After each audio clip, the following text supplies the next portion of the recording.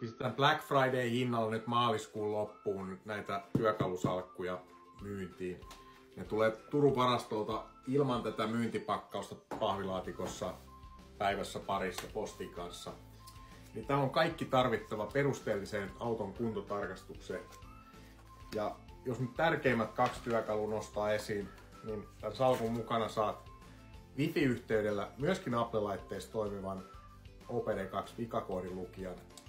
Ja sitten tällaisen tarkan maalipinnan paksuusmittarin, jolla voi tunnistaa uudelleen maalatut kohdat.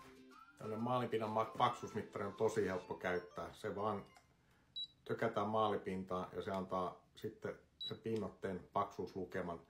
Ja sitten auton kylkeä voi käydä tämän kanssa läpi ja sitten kun tulee paksumpi lukema, niin se on merkki siitä, että se on uudelleen maalattu, jos on jotain yli 200 mikromillimetriä se lukema tässä näytöllä. Ja tämä OPD-vikakoodien lukeminen, sekin on